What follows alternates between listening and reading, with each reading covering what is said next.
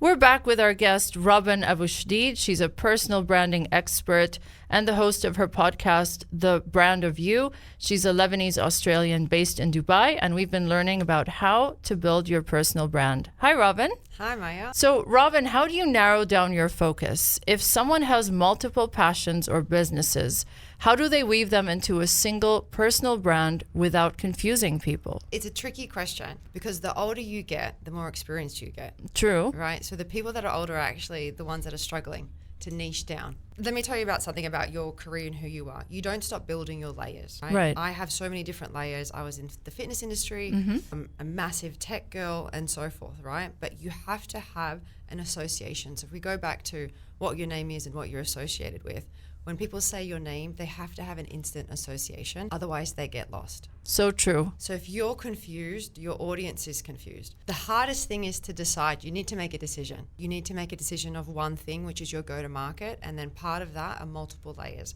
So I'll give you for an example. I have clients in Oracle, right? And the reason why I might have got clients in Oracle is because I had a tech background. Clients in the fitness industry or the real estate industry because I've worked in those. I've never forgot about them, but my go-to-market isn't that. My go-to-market is personal branding. When you say my name, you'll say she's a personal branding expert. And people feel like they lose themselves if they don't associate themselves directly with something. But you need to have something very direct, otherwise people get confused. When you're trying to find your voice, how do you balance being completely authentic and raw with maintaining professional boundaries? For everyone out there that is listening to this, you will always build your authentic voice. It doesn't stop. I'm continually finding my voice in who I am in different formats with different people. I think it's always a journey of unmasking yourself. Yeah. So you have to really start to find yourself and feel comfortable in your own personality. My generation, the millennials, right, we were trained to be professional. True. Go to work a certain way, dress a certain way, speak a certain way.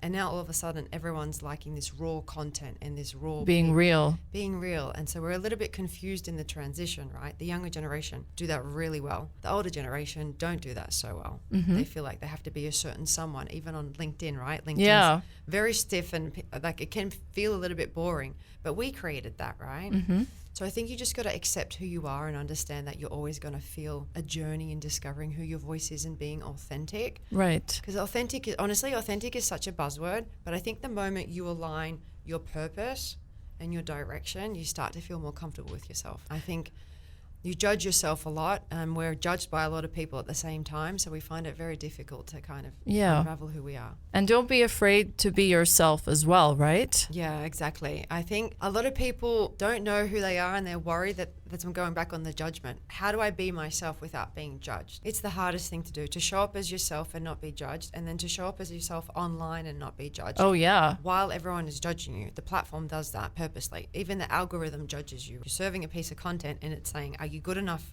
for the rest of the world or not? We're constantly in our heads about that. So I think if you can just own who you are and understand that you need to accept yourself first and don't worry about everyone else, that's when things start to really happen for you. Very true. Thank you so much, Robyn. If any of our listeners want to listen to your podcast or contact you, how can they reach out? Oh, perfect. They can reach out to me on Girl Named Robyn. It's my website. It's my Instagram. All my socials are Girl Named Robyn. All right. Thank you.